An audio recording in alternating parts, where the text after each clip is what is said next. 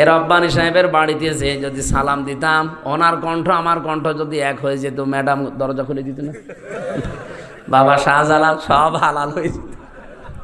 ওইটা একটা ভণ্ড আর তুই একটা পাগল। সুতরাং কারো উপরে ভরসা করা যাবে? শুধু দুর্গার উপরে করা যায়। হ্যাঁ, কোন দুর্গার উপরে না, কোন দরগার উপরেও না।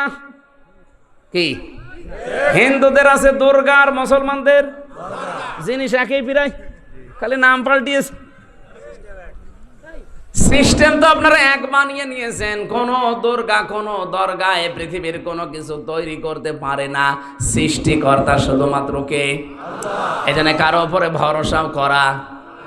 এই যে ভারতবর্ষ 1197 সাল থেকে আরম্ভ করে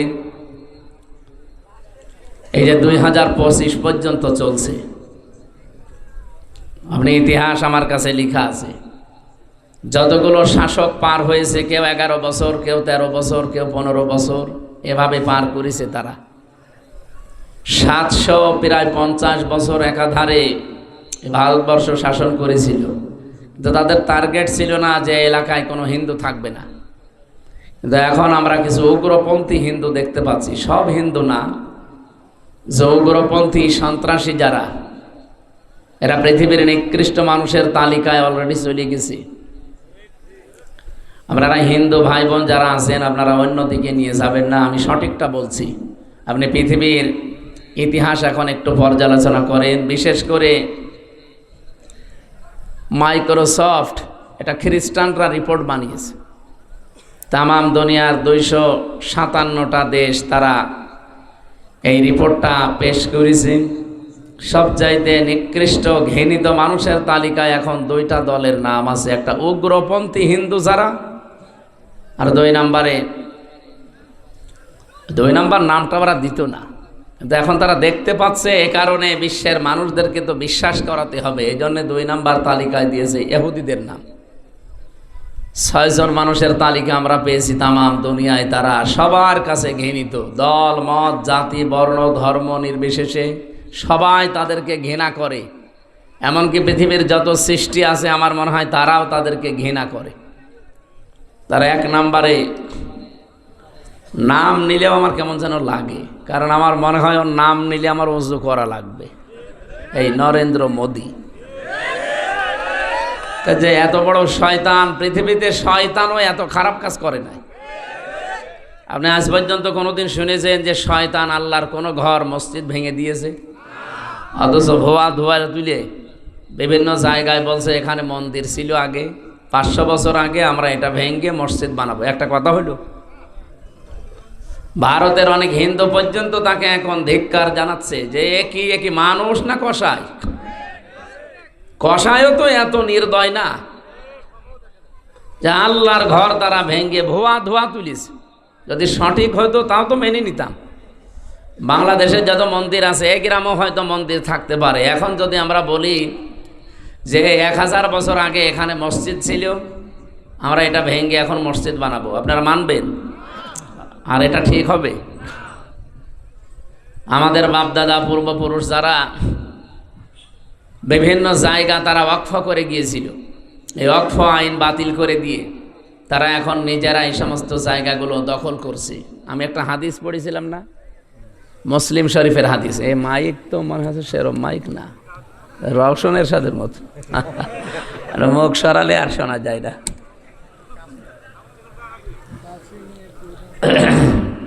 এত কাছে নিলে তো গলায় চাপ পড়বে। বাতাসও তো সেরকম আসে না, গা ঘেমে গেলে তো সমস্যা হয়ে যাবে।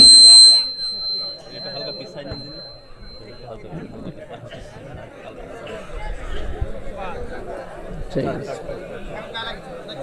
একটু হালকা লাগছে। হ্যাঁ, আপনাদের তো কথা বলতে বলি নাই, স্টেজে লোক আছে, চুপ করে। হযরতে আবু যর রাদিয়াল্লাহু তাআলা আনহু থেকে বর্ণিত, বিশ্বনবী বলেন, মানিদ্দাআ মা লাইসা লাহু ফালাইসা মিন্না। এই পৃথিবীতে যেই জিনিস তোমার না, ওটা যদি তুমি দখল করে নিজের আয়ত্তে নিয়ে নাও, 2টা ক্ষতি হবে।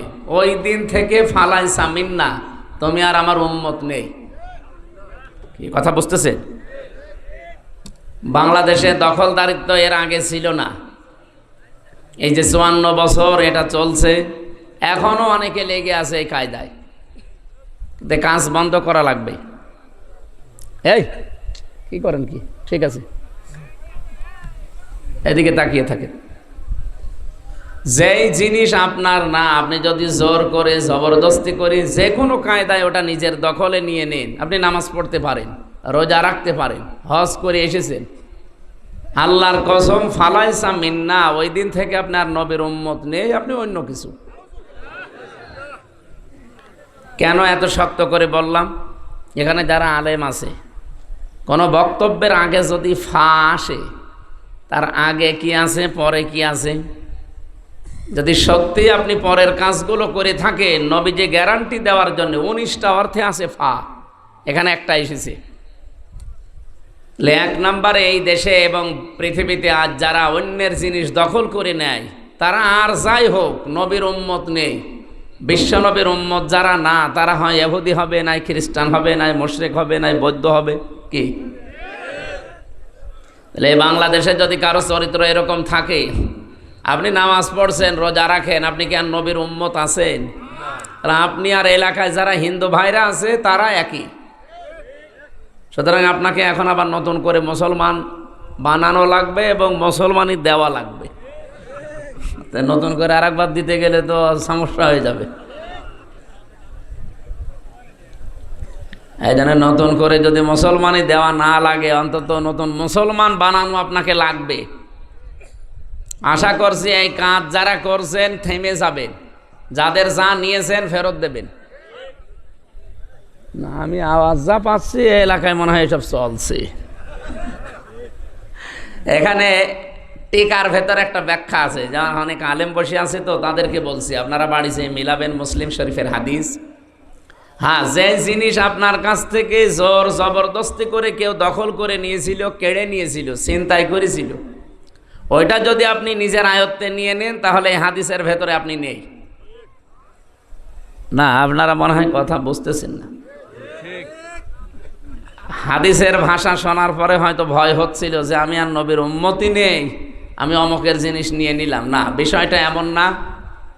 ব্যাখ্যা যারা করে, মুহাদ্দিস যারা, তারা লিখেছেন যে জিনিস আপনার ছিল কিন্তু সেটা অন্য কেউ দখল করে রেখেছিল, ছিনতাই করেছিল, কেড়ে নিয়েছিল, জোর জবরদস্তি করে নিজের আয়ত্তে রেখেছিল। এখন যদি আপনি ওইটা নিজের আয়ত্তে নিয়ে নেন, আপনি নবীর উম্মত থাকবেন না, বিষয়টা এমন না। সুতরাং আগস্টের 5 তারিখের পর থেকে এই দেশে যার যা অনেকেই নিয়েছেন বিভিন্ন জিনিস, আমরা নাম নিলাম না, এগুলো যদি সত্যি আপনার হয়ে থাকে, এই 15.5 বছরে হয়তো ওনারা নিয়েছিল, আপনি নিয়েছেন, আপনার গোনা নেই, কারণ আপনার জিনিস আপনি ফেরত পেয়েছেন। ইসলামী ব্যাংক যাদের ছিল তারা ফেরত নিয়েছে। যে মানুষগুলো এতদিন জোর জবরদস্তি করে খেত, এই ব্যাংক কি তাদের বাবার? যারা নিয়েছে তাদেরই, তাদের রক্ত ঝরানো টাকা দিয়ে ব্যাংক বানানো। আপনি এতদিন জোর করে জবরদস্তি করে দখল করে রেখেছিলেন, তারা এখন ওটা ফেরত পেয়েছে। সুতরাং এরকম পৃথিবীতে যত জিনিস আছে, যদি আপনার নিজেরটা আপনি ফেরত পান, তাহলে হাদিসের প্রথম অর্থ আপনার জন্য না। এটা টিকা বললাম। 2 নাম্বারটা কি?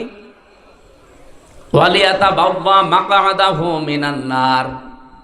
বিশ্বনবী জানিয়েছেন সে যেন তার নিজের স্থান জাহান্নামে বুকিং করে দিল। অবশ্য সুবহানাল্লাহ, কোন এলাকায় আসলাম গো, পাগল নাকি? জাহান্নামে টিকিট বুকিং করছে, আর অবশ্য সুবহানাল্লাহ। আমার মেয়ে তো একেবারে গ্রাম্য মানুষ, ও মনে হয় ওর বাবা মরে গেলেও সুবহানাল্লাহ পড়বে। এটা হিসাব নিকাশ করে বলবেন। হাদিসের 2টা পয়েন্ট ছিল। 1 নম্বরে যে জিনিস যার না, যদি কেউ জোর করে জবরদস্তি করে নিজের দখলে ওইটা নিয়ে নেন, আপনি নবীর উম্মত ওই দিন থেকে নেই। কিন্তু ওটা যদি আপনার নিজেরই থাকে, নিজে আপনি ফেরত পেয়েছেন, এটার জন্য এই হাদিস আপনার জন্য না। এই যে ইসরায়েল যেটা দখল করছে আজ, 1940 সালে তাদেরকে আমাদের এই রোহিঙ্গার মতো থাকতে দিয়েছিলাম। এই ফিলিস্তিনের মুসলমানেরা তাদেরকে দয়া করে থাকতে দিয়েছিল এই শয়তানদেরকে, আর এখন ওরা নিজেরাই তাদেরকে তাড়িয়ে দখল করে নিচ্ছে। ওরা তো এমনিও জাহান্নামে যাবে। ওরা তো এই হাদিসের 2য় পয়েন্ট 100% তাদের জন্য। ওয়ালিয়াতাবাওয়া মাকআদাহু মিনান নার, সে যেন জাহান্নামের আগুনের ভেতরে তার নিজের একটা জায়গা তৈরি করে নিল। বলেন নাউজুবিল্লাহ। আমাদের জীবনে যে এরকম কিছু না হয়, কথা বুঝতেছেন ভাই? আজকে থেকে যারা এরকম কিছু আছেন আপনি ফেরত দিয়ে দেবেন। অনেকে বনের সম্পদ নিজের কাছে রাখে, মনে করে এ আর দেওয়া লাগবে। মাঠের জমি জায়গা হয়তো দেয়, বাড়ির জমি জায়গা অথবা সম্পদ যা আছে টাকা পয়সা দিতে চায় না। না, সাহাবা ইকরামের জীবনী পড়েছি, তারা এই আয়াত শোনার পরে ইউসিকুমুল্লাহু ফি আওলাদিকুম লিযযাকারি মিসলু হাদ্দিল উনসায়াইন, আল্লাহর নির্দেশ তোমাদের এক ছেলে যা পাবে দুই মেয়ে তাই পাবে। এটা পালন করতে গিয়ে তারা নিজেরা বনের সম্পদ, মেয়ের সম্পদ এগুলো ভাগ গ্রহণ করতেন। রান্নার হাঁড়ি, কড়াই, এমনকি পানি খাওয়ার গ্লাস পর্যন্ত তারা আলাদা করে নিত, এগুলো ভাগ করত। আর আপনি বাড়ির জমিও দিতে চান না। অন্যের জমি জায়গায় যদি কেউ আত্মসাৎ করে, দখল করে নেয়, মেরে খায়, তাহলে তার একটা গুনাহ হবে। কয়টা? বলেন বলেন। জুলুমের গুনাহ শুধু। কিন্তু কেউ যদি নিজের বোনের জমি ফাঁকি দেয়, ভাইয়ের জমি ফাঁকি দেয়, ফুফুকে না দেয়, চাচাকে মেরে দেয়, ওর ডবল গুনাহ হবে। একটা হচ্ছে জুলুমের গুনাহ, আর একটা আত্মীয়তার সম্পর্ক ছিন্ন করার গুনাহ। এই দুই গুনাহ বাংলাদেশে চলছে না। ওটা তো আপনার আয়ত্তে থাকার কথা না, বোনেরটা আপনি নিজের নামে নিয়ে চালিয়ে দিচ্ছেন। মানে অনেকে মনে করে আমার ছেলে মেয়ে, আমার স্ত্রী পুত্র এদেরকে সুখে রাখার জন্য আমি এগুলো করছি। আরে ভাই, আপনি তো পাগলও না, জাতেরও মাতাল না, তালেও মাতাল না। আপনি এখনই মরে গেলে আপনার ছেলে মেয়ে এই যে অবৈধ সম্পদ যা রেখে গেলেন, এগুলো তো অবৈধই। অন্যের সম্পদ নিজে এই যে মেরে খাওয়া, এটা অবৈধ না? অনেকে মনে করে বোনেরটা তো এ মনে হয় অবৈধ না। কে বলেছে আপনাকে? এটা আরো ডবল অবৈধ। এভাবে যারা রেখে যাচ্ছেন কি হবে বলেন তো? বাস্তবতা, আপনি মরে যাবেন, আপনার ছেলে, আপনার বউ, আপনার মেয়ে এই টাকা পয়সাগুলো এমন এমন জায়গায় ব্যয় করবে, একদিকে তো মেরে খাওয়ার গোনা আপনার আমল নামায়, আর ওরা আর একটা গোনা করবে, ওইটা ফিলাক্সি লোড হয়ে আপনার কবরে যাবে। তাহলে ডবল শাস্তি আপনার জন্য না, একটা গোনা শাস্তি কয়টা? সূরা ফুরকানের ভেতরে তিনটা পাপের কথা আল্লাহ উল্লেখ করে জানিয়েছেন। এই তিনটা পাপ যদি দুনিয়ায় কেউ করে, তার শাস্তি হবে দুনিয়া আর আখিরাত মিলে ডবল। পৃথিবীর প্রতিটি পাপের শাস্তি হয় একটা, আর ওই তিনটা পাপের শাস্তি হবে ডবল। ওয়াল্লাযীনা লা ইয়াদউনা মা'আল্লাহি ইলাহান আখার ওয়ালা ইয়াকতুলুনান নাফসাল্লাতী হারামাল্লাহু ইল্লা বিল হাক্কি ওয়ালা ইয়াজনুন ইলা আখিরি আয়াত। সূরা ফুরকান 68 নম্বর আয়াতে আছে, 19 নম্বর পারার 4 নম্বর পৃষ্ঠার 15 নম্বর লাইনে আছে। আল্লাহ পাক বলেন, দুনিয়াতে যারা আমি আল্লাহ বাদে অন্য কাউকে ডাকে তাদের শাস্তি ডবল হবে। এখন যদি বলেন অন্যান্য ধর্মের যারা, তাদের কাছে হয়তো এটা পৌঁছায়নি, এই জন্য না বুঝে ডাকে না। ইসলামের আওয়াজ যদি কারো কাছে নাও পৌঁছায়, তার বিবেক তো আছে। তার বিবেকের ওপরে তার কিয়ামতে প্রশ্ন করা হবে, তার হিসাব হবে, বিচার হবে বিবেকের ওপরে। একটুখানি চিন্তা করলেই তো হাতে বানানো জিনিসের মর্যাদা আপনি নিজেও বুঝতে পারেন। নিজে বানালাম, নিজে বানিয়ে যদি রাখেন, দেখবেন কুকুরে পোশাক করলেও নিজেকে বাঁচাতে পারে না। নিজেকে যে নিজেই বাঁচাতে পারে না কুত্তার পোশাক থেকে, আমি বিপদে পড়লে সে বাঁচাবে। এই জন্য আমি হিন্দু ভাইদের ভেতরে বহু শিক্ষিত যারা মার্জিত, এদেরকে আমি দেখেছি। কিছুদিন আগে এক কলেজের অধ্যাপক, বিসিএস ক্যাডার, ওনারে বললাম, স্যার আপনার এই মুসলমান হওয়ার দরকার নেই, আমাদের ধর্মে জোর জবরদস্তি নেই, বাড়াবাড়ি নেই। হ্যাঁ, আমাদের ধর্মে যদি জবরদস্তি থাকতো আপনাকে আমরা পিটিয়ে মুসলমান বানিয়ে ফেলতাম। কারণ আমরা এদেশে 92 ভাগ, আর আপনারা মাত্র 8 ভাগ। তাও 8 ভাগও না, অন্যান্য জাতি আছে না আরো। সেই হিসাবে হিন্দুরা খুব বেশি হলো 4 ভাগ হবে, আর ওই 2 ভাগ হয়তো খ্রিস্টান আছে, ইহুদি আছে, বৌদ্ধ আছে, আরো বিভিন্ন জাতি আছে। সব মিলে আপনাদের অবস্থান এই দেশে যা, পিটিয়ে হলেও মুসলমান বানিয়ে ফেলতাম, কিন্তু আমাদের ধর্মেই তো এটা নেই। কি কথা বলেন না কেন? আমাদের ধর্মে এটা আছে। তা আপনাকে আমাদের ধর্মীয় গ্রন্থ কোরআনে কারিম পড়ার জন্যে আমি একটু, আপনি বাংলায় পড়েন, ইংরেজিতে পড়েন, শুধু পড়বেন, একটু বুঝে বুঝে পড়বেন। আরে আশ্চর্য তো! কোন দিকে তাকান আপনি? এদিকে তাকান। 3 মাস পড়ার পরে দেখে উনি তো জ্ঞানী মানুষ, মুসলমান হয়ে গেছে। এই জন্যে যারা অন্তত একটু জ্ঞান হালকা পাতলা যাদের আছে তাদেরকে বলছি, আমরা জোর করি না ভাই, আমাদের ধর্মে জোর জবরদস্তি নেই। কিন্তু পৃথিবীর বিভিন্ন ধর্মীয় গ্রন্থ আমরা জানি যে মানুষ পড়ে, আমাদের এটাও পড়ে। মাত্র 3 মাস পড়েন, একটু বুঝে শুনে পড়েন, দেখবেন আপনার জীবন পরিবর্তন হতে বাধ্য, যদি আপনার একটু মন থাকে। এই লরেন বুথ টনি বেলোয়ারের এক শালিকা ছিল, ওই ইরানের তেহরান বিমানবন্দরে নামার পরে এক মুসলমানকে বলেছিল যে আমি মুসলমান হব না, কিন্তু আমি ইসলাম জানতে চাই, কি পড়লে ইসলাম জানা যায় অথেন্টিকভাবে, আপনি সেইটা আমারে দিন। অনেক কোরআন শরীফ দিয়েছিল, কোরআনের বাংলা অনুবাদ, ইংরেজি অনুবাদ এগুলো দিয়েছে। যেহেতু এই দেশে এসে না, ইংরেজি অনুবাদ দিয়েছিল, আর ইরানে যে ভাষা চলে ওই ভাষার কোরআনের অনুবাদগুলো দিয়েছে, আর সিয়াসিত্তা হাদিসের অনুবাদগুলো দিয়ে বলছে আপনি পড়বেন, পুরাটা পড়ার পরে অথেন্টিক ইসলাম পেয়ে যাবেন। এখন আমার প্রশ্ন, এই এলাকায় হিন্দু নেই?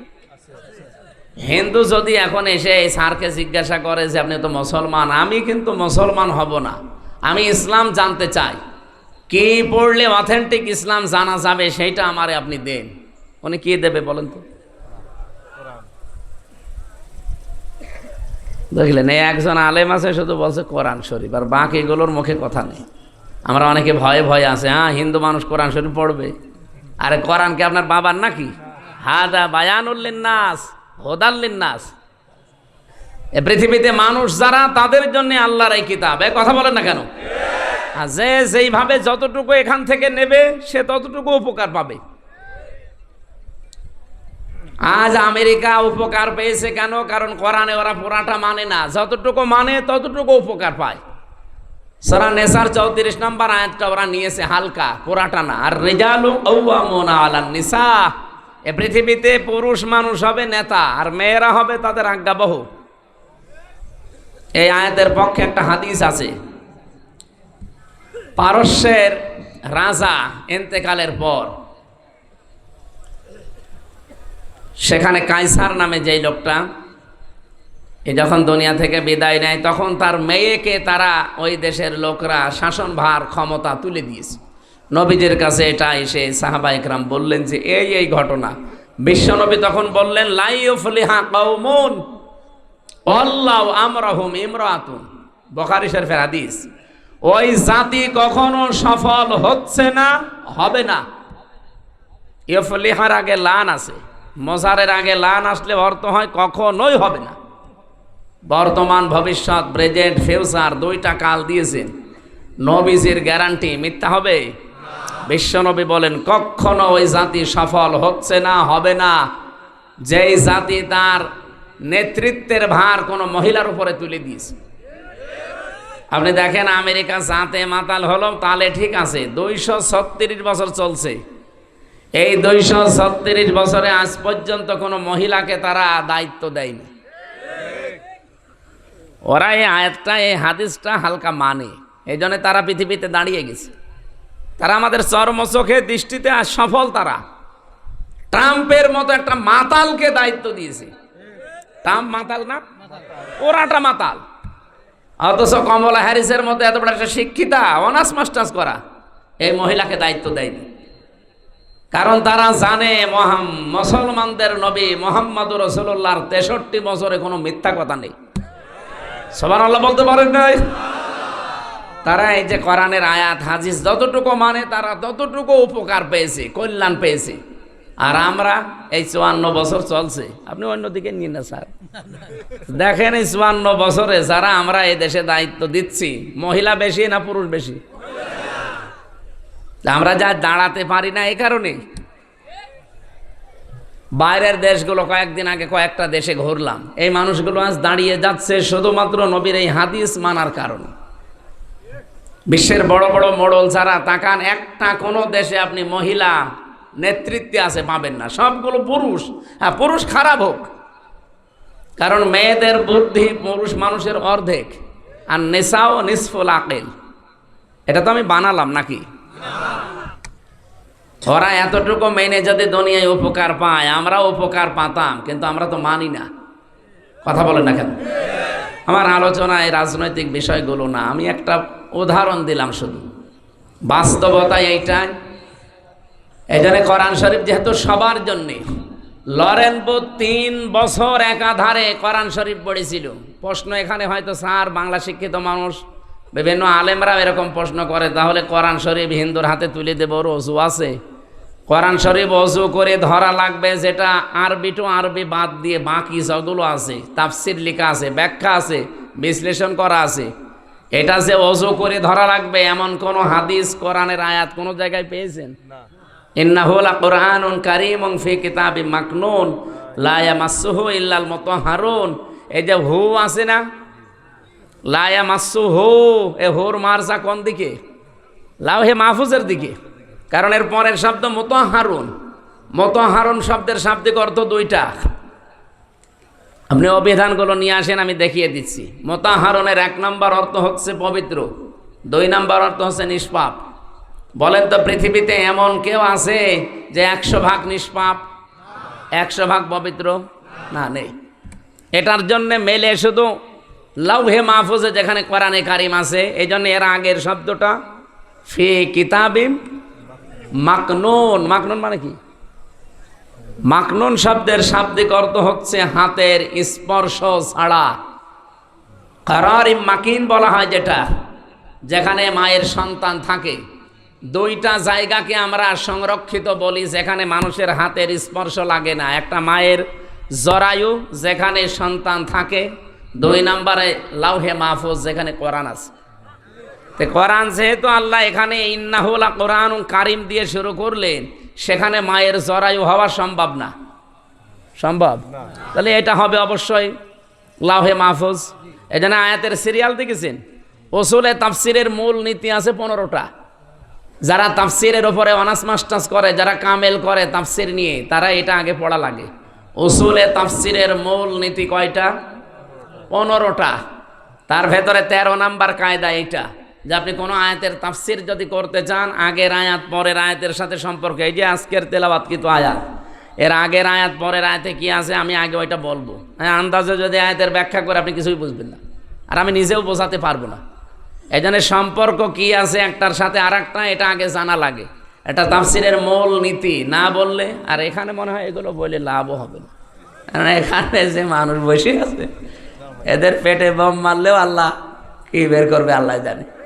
তারপরে যেহেতু স্যারের মতো অনেক শিক্ষিত মানুষ আছে, আমি তাদের জন্য এই পয়েন্টটা বললাম। তাফসির করার মূল কিছু নীতি আছে, উসুলে তাফসির বলা হয়।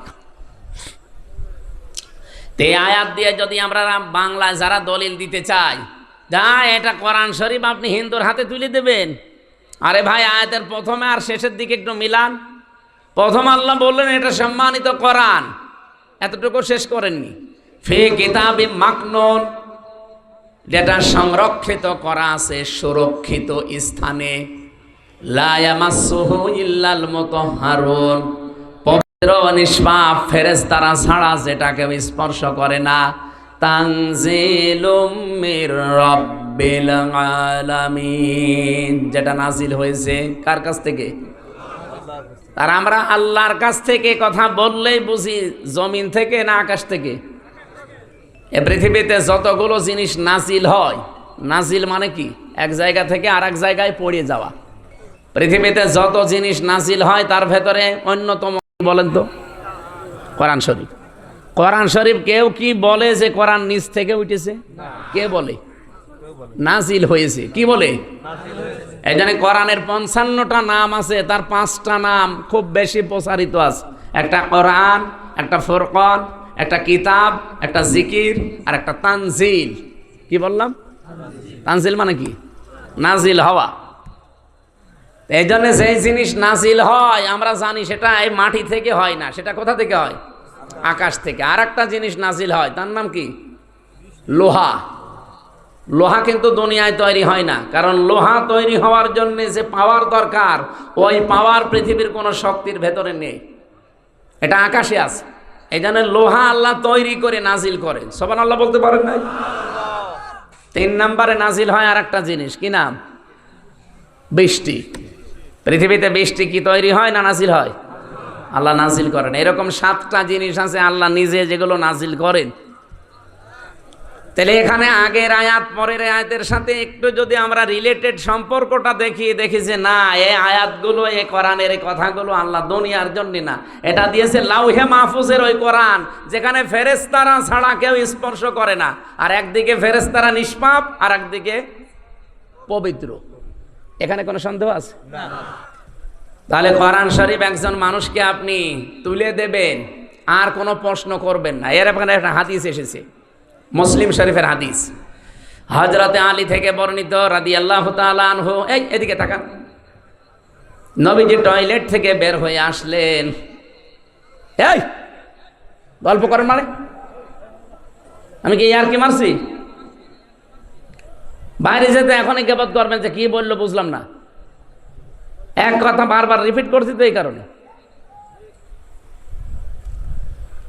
ওনাকে গোশত খেতে দিয়েছে, সিদ্ধ গোশত।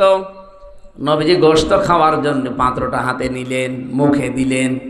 সাহাবী বললেন, হে নবী, আপনি ওযু করবেন না? ভালো করে শোনেন, এটা বাংলায় বলছি, আরবিতে আছে, বাংলাটা বলছি। বিশ্বনবী ওই দিন জানিয়েছেন, সাহাবী, আল্লাহ পাক আমাকে শুধুমাত্র নামাজ পড়ার আগে ছাড়া পৃথিবীর কোনো কাজ করার আগে ওযু করতে নির্দেশ দেয়নি। এখন আপনি বলেন, নামাজ পড়ার আগে ওযু করতে নির্দেশ দিয়েছেন কে? কোথায় আছে? কোরআনে কারিমের সূরা মায়েদার 7 নম্বর আয়াতে পাবেন, ইয়া আইয়ুহাল্লাযীনা আমানু ইযা কুমতুম ইলাস সালাতি ফাগসিলু ওয়ুজুহাকুম ওয়া আইদিয়াকুম ইলাল মারাফিক ইলা আখির আয়াত। ইমানদারেরা যখন নিয়ত করো যে নামাজে দাঁড়াবো, তখন কি করো? ওযু করো। বলেন বলেন। এখানে ওযুর কয়েকটা ফরজ দেওয়া আছে, 4টা। আমার যেহেতু এইটা উদ্দেশ্য না, আমি বোঝালাম যে পৃথিবীতে শুধুমাত্র ওযু করা লাগবে, মাস্ট বি। কিসের আগে? আরো জোরে। নামাজের আগে যদি ওযুর ব্যবস্থা না থাকে, বা এমন কোনো অসুখ আপনার পানি ধরলে রোগটা বেড়ে যায়, ওই অবস্থায় যদি মাসের পরে মাস, বছরের পরে বছর চলে যায়, তারপরও আপনাকে ওযু করার দরকার নেই, তায়াম্মুম করে নামাজ হবে। হবে না? তায়াম্মুমের ব্যবস্থাও নেই। এমন একটা জায়গায় আছে যে তায়াম্মুম করবেন, তায়াম্মুম করার জন্য যে জিনিসগুলো লাগে, পবিত্র মাটি জানিয়ে, এগুলো একটাও নেই। এমন এমন জায়গায় আপনি আছেন যেখানে এগুলোর একটাও পাওয়া যাচ্ছে না। কি করবেন? মাটিও নেই, পানিও নেই, নামাজ তো ফরজ পড়তেই হবে। এত গুরুত্বপূর্ণ বিধান এটা। আমি 1 সেকেন্ডে বলি, কোনো মহিলার যদি সন্তান পৃথিবীতে আসার সময় হয়, নবীজি বলেন, যদি সন্তানের মাথা দেখা যাচ্ছে, নামাজের সময় হয়ে গেছে, তোলার ভেতরে এই সন্তানের মাথাটা বিছিয়ে দাও, ওই মহিলাকে বলো যে নামাজ পড়ো। আপনি টের পাচ্ছেন কি বললাম? ডেলিভারির সময় যে কষ্টটা, বিজ্ঞান এখন দেখাতে পাচ্ছে কম্পিউটার দিয়ে কষ্ট মাপার একটা স্কেল আছে। পৃথিবীর প্রতিটি জিনিস যেমন মাপ দেওয়ার জন্য আলাদা আলাদা যন্ত্র আছে। এখানে ডাক্তার না উনি? ওনারে যদি বলে আমার জ্বর মেপে দেন, থার্মোমিটার দেবে। যদি বলি এই স্টেজ মেপে দেন, থার্মোমিটার দিয়ে মাপবে না। এটার জন্য আলাদা যন্ত্র আছে না? ফিতা লাগবে, গজ লাগবে। পৃথিবীর প্রতিটি জিনিস পরিমাপ করার জন্য আলাদা আলাদা যন্ত্র আছে, আর আলাদা আলাদা নাম আছে। এখন যে আপনি কষ্ট মাপবেন কি দিয়ে? দাড়ি পাল্লা দিয়ে? কি দিয়ে? স্কেল দিয়ে। এটার জন্য আলাদা একটা যন্ত্র আছে। কম্পিউটারের ভেতরে আমি দেখেছি কষ্ট পরিমাপ করার যন্ত্র। পৃথিবীর যত শক্তিশালী মানুষ হোক ৪৫ ইউনিটের বেশি কষ্ট দিলে মানুষটা মরে যাবে, সে যাই হোক পুরুষের ভেতরে। কিন্তু মেয়েদের আলাদা কিছু সেল আল্লাহ দিয়েছেন। এই যে সেলগুলো, এখন যেহেতু কথাটা মনে এসেছে এই জন্য বলছি, সেল মানুষের শরীরে ২ কোটির উপরে আছে। এই সেলগুলো যদি আপনি সতেজ রাখতে চান, যদি শক্তিশালী করতে চান, পৃথিবীতে একটাই বিধান আল্লাহ দিয়েছেন, তার নাম অটোফেজি। আমরা যেটাকে সিয়াম বলি, রোজা। বিজ্ঞান এটা নিয়ে, এই যে ইউশনারি ওসামি নামে এক বিজ্ঞানী, একে তো নোবেল পর্যন্ত ২০১৭ সালে পেয়েছি। একে তার খেলা করতে নোবেল দেয়নি। এই শরীরের উপরে গবেষণা চালিয়ে দেখে ২ কোটির উপরে কোষ পাওয়া যাচ্ছে আমাদের শরীরে। কয় কোটি? এর বাইরে এই যে 11.5 মাস 12 মাস আমরা যারা রোজা রাখি না, খালি খেয়েই যায়, এই অতিরিক্ত খাবার পরে এই কোষগুলো আরো কিছু বৃদ্ধি হতে থাকে, যেগুলোর কোনো কাজ নেই। আর পৃথিবীর যে কোনো বৃদ্ধি হওয়া জিনিস যারা বাড়ে বেশি, তাদের দ্বারা উপকারের চাইতে ক্ষতি হয় বেশি। বাংলাদেশে যারা বেড়েছিল বেশি, আমাদের হাইব্রিড নেতা বলে জানি, এদের দ্বারা ক্ষতি হয়নি, কিন্তু আসল নেতার দ্বারা কিন্তু অত ক্ষতি হয় না। ক্ষতি হয় সব চাইতে বেশি কাদের দ্বারা? ওই বাড়ে বেশি। ফসলে আপনি সার দিয়েও ফসল হয় না, আর আগাছা সার দেওয়া লাগে, 14 বার করে কেটে তারপরে দেখা যাচ্ছে ও ফসলের উপরে চলে যাচ্ছে। তাই আমাদের যে ২ কোটি কোষ, এটা আমাদের শরীরকে সুস্থ রাখার জন্যে, সবল রাখার জন্যে। বাকি কোষগুলোর কাজ কি? ওগুলো যখন বৃদ্ধি পায় তখন আসল কোষ যেগুলো দুর্বল হয়ে যায়। বিজ্ঞান উনি দেখাচ্ছে, ইউশনারি ওসামি, জাপানে বাড়ি লোকটার, উনি দেখাতে কি আজান হচ্ছে মানে, ওরে আল্লাহ, আমার তো সময়ের দিকে খেয়াল নেই দেখছি। এই তথ্যটা বলবো না শেষ করে দেবো? এটা তো বলা দরকার। আমি 8টা পর্যন্ত সময় নিয়েছিলাম, তা 8টা তো বাঁচতে বেশি সময় নেই। আর একটু থাকবেন না, এখানে নামাজ পড়ে যাবেন ভাইরা, যেহেতু মসজিদ এখনো হয়নি, আপনাদের মসজিদ হচ্ছে, আর এলাকায় অন্য ধর্মের মানুষরা বেশি, আপনারা এখানে নামাজ পড়ে যাবেন। আমি খুব তাড়াতাড়ি করছি ইনশাল্লাহ। এই যে দেখলেন, এই ছেলে,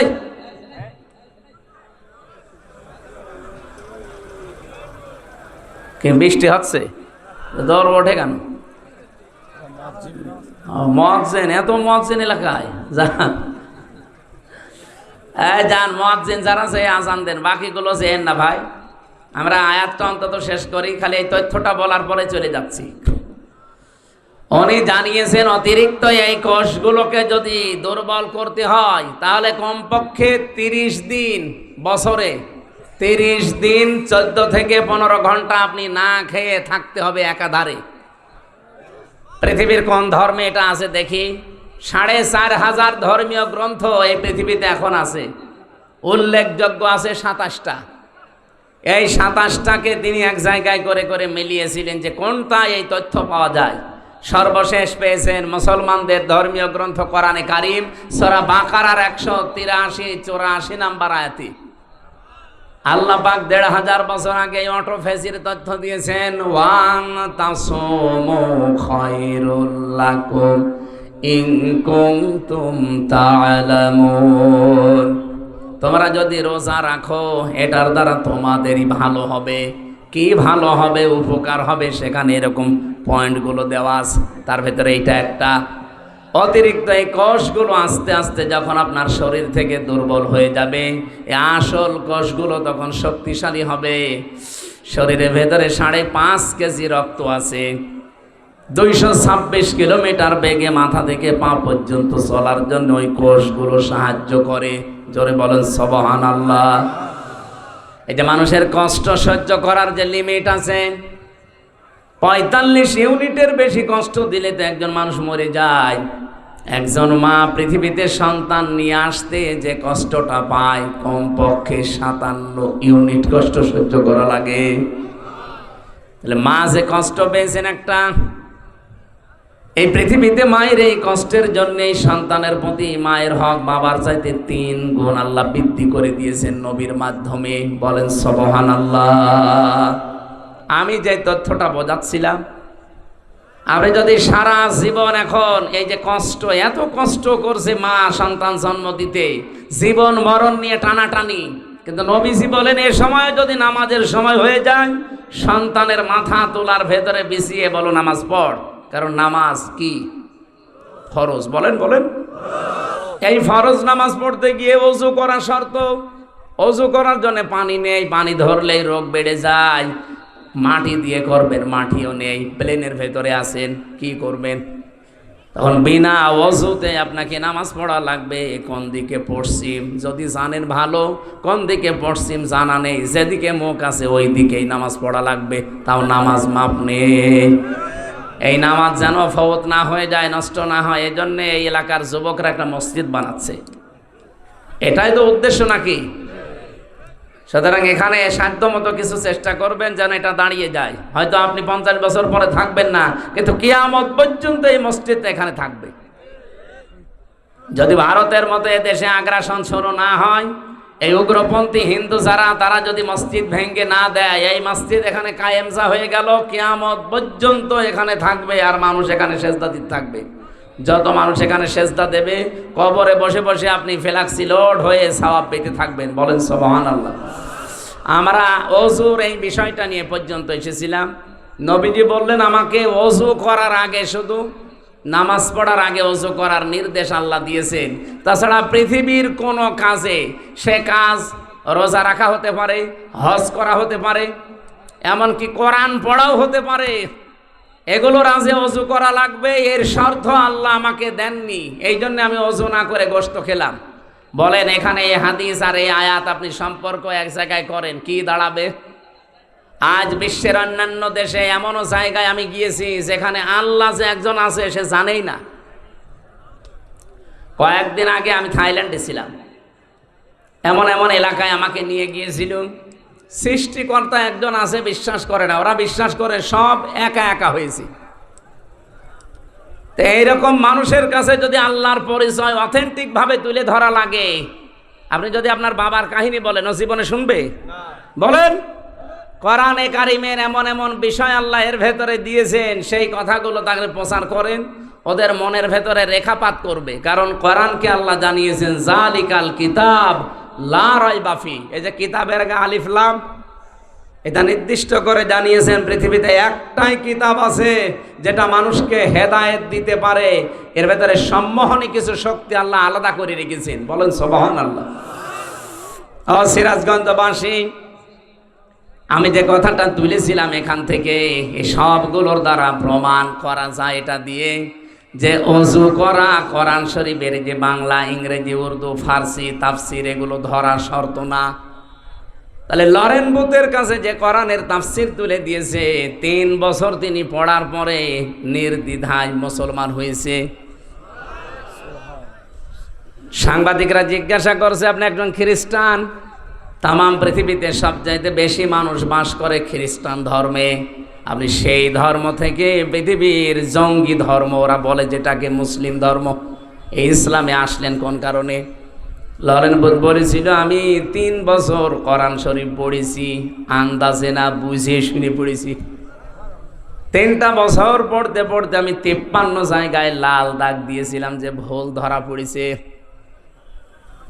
আল্লাহর ইশারা 54 নাম্বার জায়গায় যে আমার নিজের জীবনের ভুল ধরা পড়ে গেছে।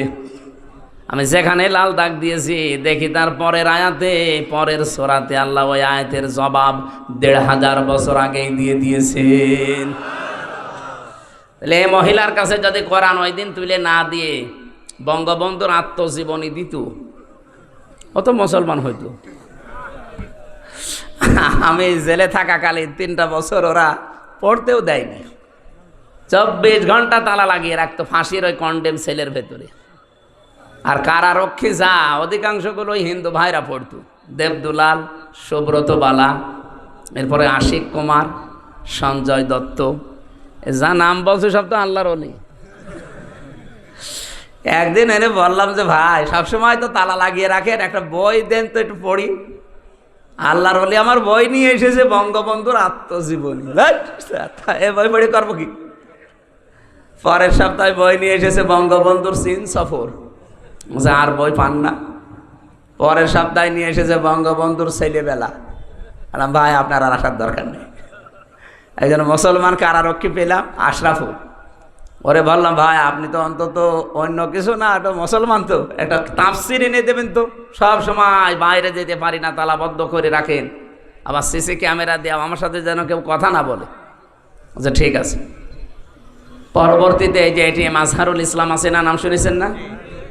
কি জামাত ইসলামের সহকারী সেক্রেটারি জেনারেল, একজন মাজলুম মানুষ। ডক্টর মোহাম্মদ ইউনূস দায়িত্ব নেওয়ার পরে বহু বড় বড় আসামি কিন্তু বের হয়ে গেছে, আমরা দেখতে পাচ্ছি। সে যে দলের লোকই হোক না কেন, যারাই হোক, আমি চাই হাসিনার আমলে যারা জেলে ছিল এই 15.5 বছর, একটাও যেন জেলে না থাকে, সব বের করে দিন। কারণ এগুলো সব ভুয়া মামলার আসামি। আমি নিজেরটা বলছি, আমি অন্তত তো ভুয়া মামলার আসামি ছিলাম। আমারে ওরা নাম দিয়েছে আনসারুল্লাহ বাংলা টিমের প্রধান, অথচ সাতাশে কি আমি জানি না। ভেতরে একজনকে পেয়েছিলাম, মনে হচ্ছে আল্লাহর দলের প্রধান, আব্দুল মতিন। ভাই আপনি আল্লাহর দলের সভাপতি, সেক্রেটারি কে? ওসামা ছেলে। ও সভাপতি, ও ছেলে সেক্রেটারি। এ দেশে আর কোনো লোক নেই। এই হচ্ছে দেশের জঙ্গির অবস্থা। এগুলোকে পুঁজি করে এই পৃথিবীর নিকৃষ্ট মানুষের তালিকা যাদের বললাম, এরা বিশ্বের মোড়লদেরকে দেখাতো যে দেশে জঙ্গি আছে, অথচ জঙ্গি নামে দেশে কিছু নেই, আন্দাজে সব ভুয়া। আমার জঙ্গি মামলা দিলে শয়তান বিশ্বাস করবে? যারা বের হচ্ছে এই মানুষগুলোকে আমরা চাই। তারেক জিয়া বের হয়ে গেছে, আলহামদুলিল্লাহ। ওনার স্ত্রী জবাইদা রহমান বের হয়ে গেছে, আলহামদুলিল্লাহ। ম্যাডাম খালেদা জিয়া খালাস পেয়েছে, আলহামদুলিল্লাহ। আমরা চাই এটিএম আজহারুল ইসলামকেও খালাস দেওয়া লাগবে। আজকে 19 তারিখ, 20, 21, 2 দিন পরে ওনার রায় আছে, 22 তারিখে। এবার যদি টাল্টে পাল্টি করেন না, বাঙালিকে হাইকোর্ট দেখান, এ দেশের মানুষ কিন্তু আর কন্ট্রোল করতে পারবেন না। আমরা চাচ্ছি এই মাজলুম মানুষটাকে 22 তারিখে মুক্ত জীবনে ফিরিয়ে দেওয়া হোক। কারা চান দেখি? লিল্লাহে তাকবীর। এই দেখেন তো, হাত তোলেনি কে? না তুললে মনে করবো না ওটা ওই দলের। হ্যাঁ ঠিক আছে। আরে ভাই আমি দল বেদল না, আমি একটা মাজলুম মানুষের পক্ষে বললাম। ইব্রাহিম নবীর পক্ষে একটা ব্যাঙ প্রসাব করে যদি তার প্রসাব পাক হয়ে যায়, আমরা এই মাজলুম মানুষটার পক্ষে, জালেমের বিপক্ষে কথা বললে আমাদের জীবনে আল্লাহ পাক বানিয়ে দেবে ইনশাআল্লাহ। ওনারে বললাম যে আপনি এটিএম আজহারুল ইসলামের বলবেন যে আমির হামজা বই চেয়েছে, তাফসির চেয়েছে, দেখবেন দেবে। হ্যাঁ, উনি 2টা তাফসির পাঠিয়েছিল, ফি জিলালিল কোরআন, তাফহিমুল কোরআন। এ পৃথিবীতে 2টা তাফসিরকে আমি সবচাইতে বেশি পছন্দ করি, ভালোবাসি। আল্লাহ এই 2টাই মিলিয়ে দিয়েছিল। সুবহানাল্লাহ। সম্মানিত ভাইরা, আমি যে কথা তুলেছিলাম, তাফসির ওই মহিলাকে না দিলেও মুসলমান হতো না, অন্য কিছু দিলে জীবনও মুসলমান হতো না। কোরআনের ভেতরে আল্লাহ যে সম্মোহনী শক্তিটা দিয়েছেন, এটা পৃথিবীর কোনো কিতাবে দেয়নি। আছে? না, নেই। কারণ অন্যান্য কিতাবের কাছে গেলে আপনি আরো গোমরা হবেন। আপনি এখন ইনজিলের কাছে যান, আসলে ইনজিল নেই, এই জন্য ইনজিল পড়লে আপনি আরো খারাপ হবেন। তাওরাতের কাছে যান, তাওরাত আসলটা নেই, ওটার কাছে গেলে আপনি আরো খারাপ হবেন। শুধুমাত্র এইটার যেহেতু কোনো পরিবর্ধন হয়নি, আর কিয়ামত পর্যন্ত হওয়ার সম্ভাবনা, সুতরাং এইটার কাছে সবাইকে আসার আহ্বান জানাচ্ছি। আজকে বাংলার জামাত ইসলামী কুষ্টিয়া জেলা শাখার ওলামা বিভাগের উদ্যোগে প্রায় 650 আলেম এক জায়গায় হয়েছিল। ডক্টর খলিলুর রহমান মাদানী হাফিজাহুল্লাহ উনি এসেছিলেন। সবাইকে আহ্বান জানিয়েছে যে বাংলাদেশে যারা আমরা কথা বলি, অন্তত 8-10 মিনিট যেন কোরআন শিক্ষার গুরুত্ব কি, কোরআনের আশার গুরুত্ব কি, এটা আমরা জানাই। আমি সেটার জন্য টাচ দিলাম। দল মত নেই, কোরআন শরীফ শুধু মুসলমানদের জন্য না ভাই, সবার জন্য। এজন্য যারা আছেন আরবি টু আরবি যদি বাদ দেন, শুধু তাফসিরের কাছে আসেন, এটা পড়েন, দেখেন আপনার জীবন পরিচ্ছন্ন হতে বাধ্য যদি আপনার শুধু একটু মন থাকে। গিরিশচন্দ্র সেনের মন ছিল না, ও তাফসির লেখার পরও হেদায়েত পায়নি। আপনার যদি একটু হালকা মন থাকে, যশোরের অধ্যাপকের মতো, আপনি 3 মাসের ভেতরে দেখবেন এই পৃথিবীর শান্তির ধর্ম মুসলমান, ইসলাম, এর ভেতরে চলে আসবেন। আল্লাহ সেই কোরআনে কারিম থেকে 6666টি আয়াত, এটা প্রসিদ্ধ। 6236টা আয়াত, এটা বিশুদ্ধ। আমরা মাত্র একটা আয়াত পড়েছি, সূরা আহকাফ আয়াত নাম্বার 14, 15, 2টা আয়াত পড়েছি। এই 2টা আয়াত সামনে নিয়ে তাফসীর আকারে কিছু কথা বলতে চাচ্ছি, যেহেতু অনুষ্ঠান আরেকটা আছে। তো আর এখানে 8টা পর্যন্ত সময় নিয়েছিলাম, আমি গুরুত্ব বোঝাতে যে সময়টা ক্ষেপণ হয়ে গেছে। আপনারা আর একটু থাকবেন না? আউযু বিল্লাহি মিনাশ শাইতানির রাজিম। বিসমিল্লাহির রহমানির রহিম। ইন্নাল্লাযীনা ক্বালু রাব্বুনাল্লাহু সুম্মা ইসতাকামু ফালা খাউফুন আলাইহিম ওয়ালা হুম ইয়াহজানুন। সাদাকাল্লাহুল আযীম। আহকাফ একটা পাহাড়ের নাম। কিসের নাম? আল্লাহ পাক এখান থেকে মাত্র একটা আয়াত, 14 নম্বর আয়াতটা আপনাদের সামনে পড়েছি। ইন্নাল্লাযীনা ক্বালু, নিশ্চয় যারা এ কথা বলে, শুধু বলে না, বলেছে অতীতে, এখনো যারা বলছে রব্বুনাল্লাহ, আমাদের রব আল্লাহ, এ কথাটা যারা বলতে পারবে যে আমাদের রব আল্লাহ, আর কাউকে আমরা রব হিসাবে মানি না, শুধু বলেই শেষ করে দেয় না, সুম্মা ইসতাকামু, এর উপরে দাঁড়িয়ে যায়, ইস্তেকামাত পয়দা করে, দৃঢ়তা নিয়ে আসে এই শব্দের উপরে। ফালা খাউফুন আলাইহিম ওয়ালা হুম ইয়াহজানুন, আল্লাহ পাক বলেন তাদের কোনো ভয়ও নেই, কোনো চিন্তাও নেই। বলেন সুবহানাল্লাহ। উলাইকা আসহাবুল জান্নাহ, এই মানুষগুলো জান্নাতের অধিবাসী। খালিদিনা ফিহা, চিরকাল সেখানে তারা থাকবে। জাযাম বিমা কানু ইয়ামালুন, তারা যে কাজ কারবার দুনিয়ায় করেছে তাদের পুরস্কার আমার আল্লাহ এটা দেবেন। এবার বাংলা অর্থের পরে আমরা তাফসিরে যাচ্ছি। এই যে বিমা কানু ইয়ামালুন, আপনি যা করেছেন তার পুরস্কার আল্লাহ দেবেন। কি করেছিলেন? এর আগে আল্লাহ যে 2টা শব্দে আমাদেরকে কিছু কাজের নির্দেশ দিলেন, যে যারা বলে আমাদের রব আল্লাহ, এর উপর টিকে থাকে। রব শব্দের ব্যাখ্যায় আমি যতগুলো বিষয় তাফসিরের ভেতরে পড়েছি, রবের প্রথম অর্থ সৃষ্টিকর্তা। রব মানে কি? আমাকে সৃষ্টি করতে পারে শুধুমাত্র কে? পৃথিবীর অনেক ধর্মের কথা বললাম না, প্রায় 4500 ধর্ম। অন্যান্য ধর্মে তারা অন্যান্য বিষয়কে সৃষ্টিকর্তা মানে। এই যে হিন্দু ধর্মের যারা 12 মাসে 13 পূজা করে, 33 কোটি ওদের দেবতা, ওরা অন্যান্য এমন এমন নাম দিয়ে তাদেরকে ওরা সৃষ্টিকর্তা মনে করে। বিভিন্ন জিনিস মনে করে এগুলো এই বানিয়েছে, এগুলো এই বানিয়েছে। ওরা নাম দিয়েছে সরস্বতী, নাম দিয়েছে দুর্গা, এক একটার এক এক ক্ষমতা। কেউ ব্যবসায় বরকত দেয়, কেউ লেখাপড়ায় বরকত দেয়, কেউ ফসলে বরকত দেয়। এক একটার নাম এক একটা দিয়েছে, এগুলো তারা সৃষ্টিকর্তা, সৃষ্টি করেছে। কিন্তু আমরা জানা রব বলে আল্লাহকে বিশ্বাস করি। এই পৃথিবীতে 210 কোটি এখন আমরা মুসলিম, আমাদের সবার বিশ্বাস আমাদের সৃষ্টিকর্তাকে। আমি নাম নিয়ে যেতে ঘৃণা করে এই জন্য নামটা নিচ্ছি না। পালিয়ে গেছে যিনি, উনি কিন্তু বলেছিল ফসলে বরকত দিয়েছে, মা দুর্গা গজে চড়ে এসেছে। এ কথা বললে আপনার রবকে রব মানা হয়? হয় না, কারণ সৃষ্টি তো দুর্গা করতে পারে না। আপনি ফসলের মাঝে দুর্গাকে বসিয়ে রেখেন, ফসল সহ দুর্গা চুরি হয়ে যাবে। আমাকে বেশি বলছে, আপনি রেখে দেখেন। এমনিতে রব মানে সৃষ্টিকর্তা নয়, এটা প্রথম 5টার ভেতরে প্রথম এটা। আল্লাহ পাক বলেন ইকরা বিসমি রাব্বিকাল্লাযী খালাক, পড়ো তোমার ওই রবের নামে যিনি তোমাকে বানিয়েছেন। তাহলে সৃষ্টি করার একচ্ছত্র মালিকানা দুর্গার, হবলের, সরস্বতীর, কার?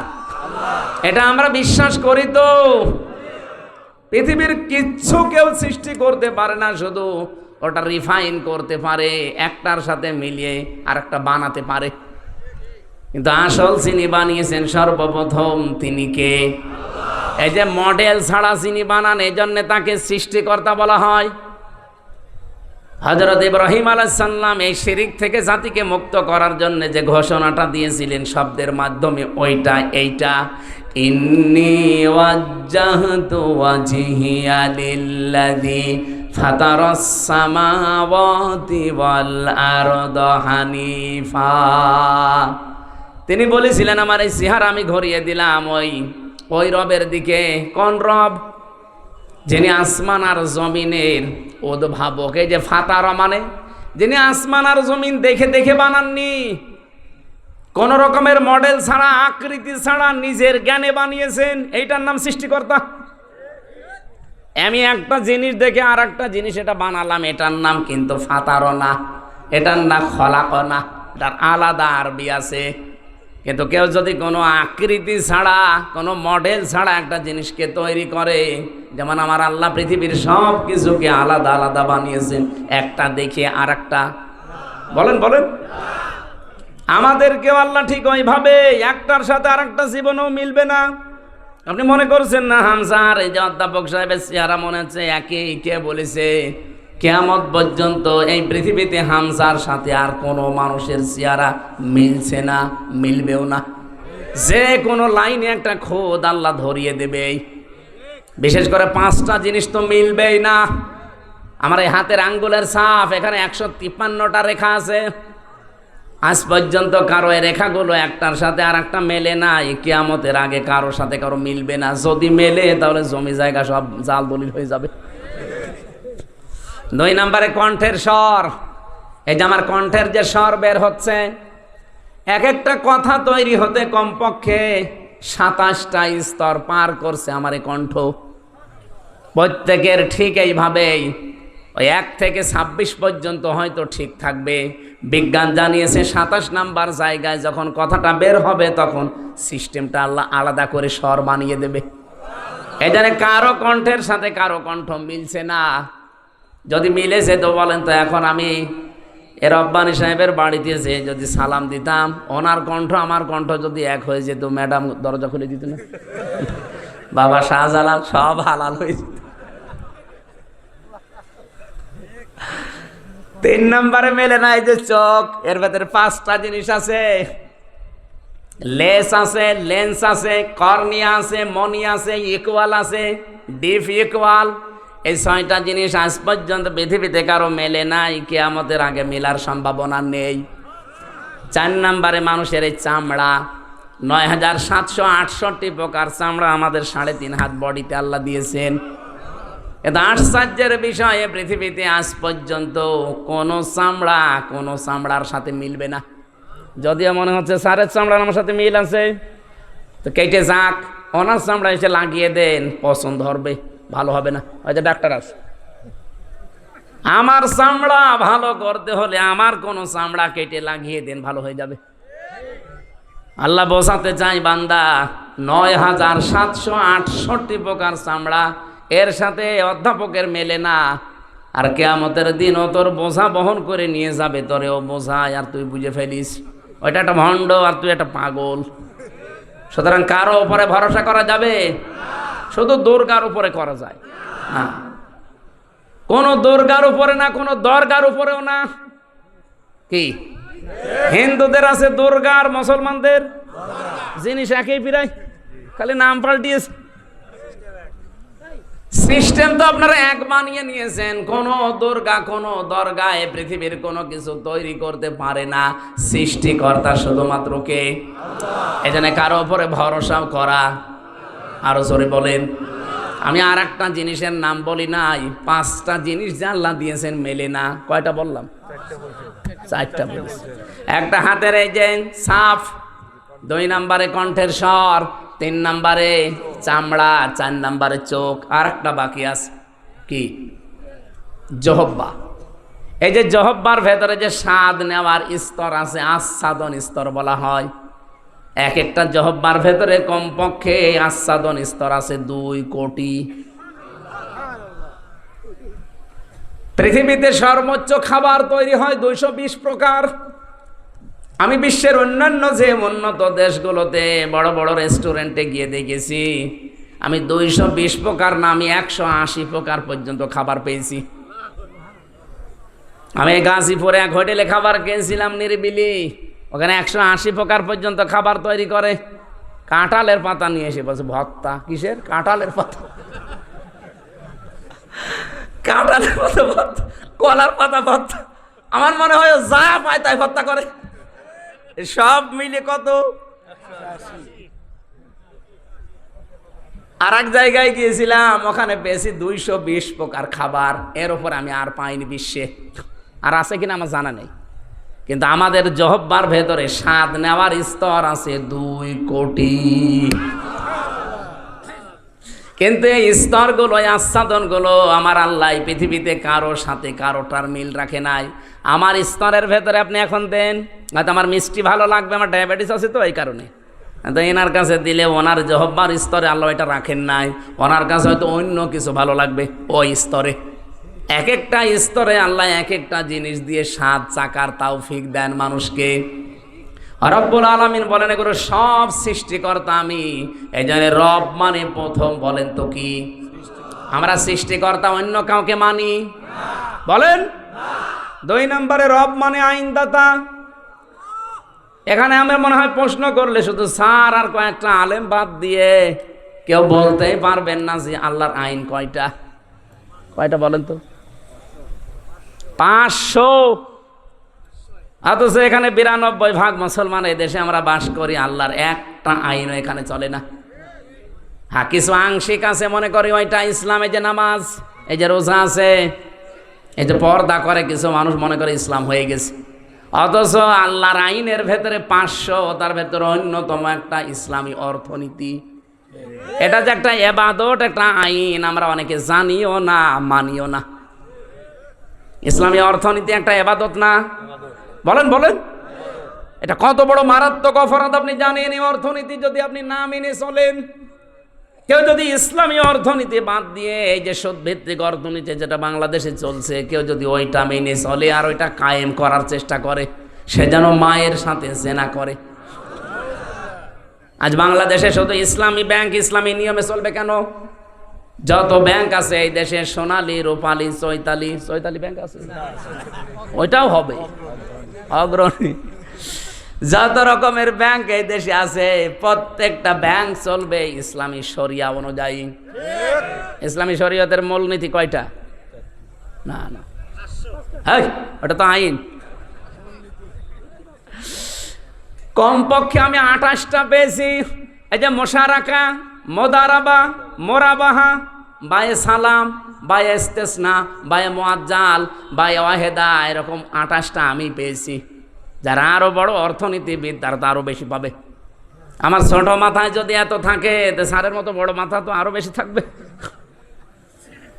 তো অর্থনীতি যে ইবাদত আমরা জানিও না, মানিও না।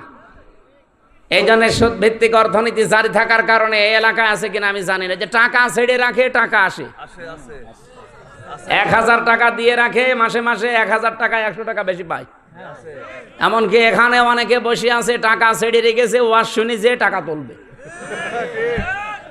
কারা এগুলো করছেন হাত তোলেন তো। আলহামদুলিল্লাহ, এলাকায় সুদ নেই, কালকে পেপারে দিয়ে দেবেন। তারা আসে, সুদ নেই। আর যদি 2-1 এরকম 2 নাম্বার থাকেন, এই যে স্যার একটা উদ্যোগ নিচ্ছে সুদ ভিত্তিক অর্থনীতি, এটা যেন নির্মূল করা যায়। কারণ মায়ের সাথে জেনা করে নামাজ হয়, রোজা হয়, পর্দা করে লাভ হয়। আপনার গা শিউরে ওঠার কথা না যে মায়ের সাথে জেনা করে আসলে লোকটা, বলেন নাউজুবিল্লাহ। ইসলামী অর্থনীতি কায়েম করা লাগবে, আর এটা তো ফেরেশতারা কায়েম করবে। আস্তে আস্তে শুরু করেন, ব্যক্তিগতভাবে, পারিবারিকভাবে, সামাজিকভাবে আমরা যদি প্রত্যেকের জায়গা থেকে আরম্ভ করি। কারণ রব মানে কি? আইনদাতা। রব মানে আল্লাহর আইন কয়টা? 500, তার ভেতরে ইসলামী অর্থনীতি একটা। এই জন্য আমাদের আগামীতে বাংলাদেশ যদি সুদ ভিত্তিক অর্থনীতি বন্ধ করতে হয়, জাকাত ভিত্তিক অর্থনীতি এটা কায়েম করা লাগবে। আর এটা কায়েম করবে যারা রাষ্ট্রের দায়িত্বে থাকবে সামনে, তারা। আর আমরা এই জন্যই চাচ্ছি যে এমন এমন মানুষ আমরা এবার সামনে পাঠাবো যারা কোরআন শরীফ বুকে নিয়ে সংসদে যে নামাজের বিল আনবে, জাকাতের বিল আনবে। এটা কি রাজনীতি মনে হয় আপনার কাছে? হ্যাঁ, এটাই আমার রাজনীতি। কারণ এখানে কোরআন শরীফ না গেলে জীবনে এই সুদ বন্ধ হবে না, জাকাত ওখানে কেউ কায়েমও করবে না। আর আপনি কবরে যে বলবেন মার রব্বুকা, তোমার রব কে ছিল, জীবনেও বলতে পারবে না। এই যে চলন বিল, এটা চলনবিল লেখা না? চলনবিল উন্নয়ন ফাউন্ডেশন। এখানে সুদ মুক্ত ঋণ প্রকল্পের আওতায় বিনিয়োগের আবেদন, গ্যারান্টি, মঞ্জুরি এবং এগ্রিমেন্ট উনি দায়িত্বে আছেন। ওনারা মিলে এইগুলো চেষ্টা চালাচ্ছে। আপনারা এরকম কোনো ফাউন্ডেশন পেলে সেখানে যুক্ত হবেন। আমি তো পড়াপড়ি বিস্তারিত পড়ি নাই, পড়লাম আগের থেকে দিলে পড়ে ফেলতাম। ঠিক আছে, আমি যদি কোনো জায়গায় বলতে পারি পড়ে তারপরে বলবো। আমি আন্দাজে তো বললে রেকর্ড হচ্ছে। এটা আমি যে কোনো বিষয় বলি আগে পড়ে বলি। আমি আগে পড়ে নিই, তারপরে এর উপরে দরকার হয় ১-১০ মিনিট আলোচনা করব। সুদ বন্ধ করে যাকাত ভিত্তিক অর্থনীতি কায়েম করতে পারলে এলাকায় বরকত রহমত দিয়ে আমার আল্লাহ আসমান থেকে ভরে দেবে। সম্মানিত ভাইরা, আমরা মনে হয় টানতে পারছি না, ওখানে ৯টায় ওঠা লাগবে সেই সাথিয়ায়। আর ৩৫ মিনিট সময় আছে, হবে না। আগামীতে আবার আসলে এমনি ১ ঘন্টা ১৫ মিনিট হয়ে গেছে। আমার জেলখানায় লিখিত মেয়েদের একটা বই ছিল, দাম্পত্য জীবনের কলহ এবং তার সমাধান কি। এটা এখানে আছে কিনা আমি জানি না। হ্যাঁ, আচ্ছা, কয়েকটা আছে। আপনাদের মেয়েদের জন্য, মাদের জন্য এটা নিয়ে যাবেন। আগামীতে কোনো জায়গায় আসলে মাহফিল একটা রাখবেন। ভাই, এই ডবল মাহফিল নিয়ে আমার টেনশন হয়ে যায়। এই বইটা যাওয়ার সময় নিয়ে যান, কাজে লাগবে ইনশাআল্লাহ। আল্লাহুম্মা আমিন। লা ইলাহা ইল্লা আনতা সুবহানাক ইন্নী কুনতু মিনাজ জালিমিন। আল্লাহুম্মা আগফিরলি ওয়ারহামনি ওয়াহদিনি ওয়াআফিনি ওয়ারযুকনি ইয়া রাব্বাল আলামিন। আল্লাহ, যেভাবে আরম্ভ করেছিলাম ঘন্টার পরে ঘন্টা তোমার বান্দারা এখানে থাকতো, যতটুকুই বলেছি আর একটা অনুষ্ঠান যেহেতু আছে আমরা শেষ করে দিলাম, এতটুকুই মেনে চলার তৌফিক দাও। জীবনে কখন কার কাছে আজরাইল চলে আসে জানি না, আজরাইল আসার আগে খাঁটি মুসলমান হওয়ার সুযোগ দাও। সম্মানিত মা বোনদের জন্য আলাদা করে কিছু বলতে পারলাম না। আল্লাহ রব্বানি ভাই হয়তো বলেছে, তাদেরকে আমল করার তৌফিক দাও। এ মাহফিলের আয়োজন করতে গিয়ে দল মত জাতি বর্ণ ধর্ম নির্বিশেষে যারা এগিয়ে এসেছে, মুসলমান হিন্দু সম্প্রদায়ের মানুষেরাও প্রত্যেককেই তুমি কোরআনের হেদায়েত নসিব করো। যে 30 জন যুবক মিলে আজকের আয়োজনে এলাকাবাসীকে সাথে নিয়ে আঞ্জাম দিল, এই যুবকদেরকে তুমি ওমরের মতো বানিয়ে দাও। এলাকায় মাটির নিচে ঘুমিয়ে যারা আছে এদেরকে তুমি জান্নাত দাও। এই মসজিদ তোমার ঘর, আল্লাহ কিয়ামত পর্যন্ত এখানে জারি করে দাও। সম্মানিত সভাপতি একজন অধ্যাপক আল্লাহ আমিনুর ভাইকে তুমি কবুল করো। গোলাম রব্বানি সহ যত মানুষ আমরা এখানে এসেছি, জীবনের অপরাধগুলো মাফ করে সবগুলো নেকি বানিয়ে দাও। আলহামদুলিল্লাহি রাব্বিল আলামিন। লা ইলাহা ইল্লাল্লাহু মুহাম্মাদুর রাসূলুল্লাহ।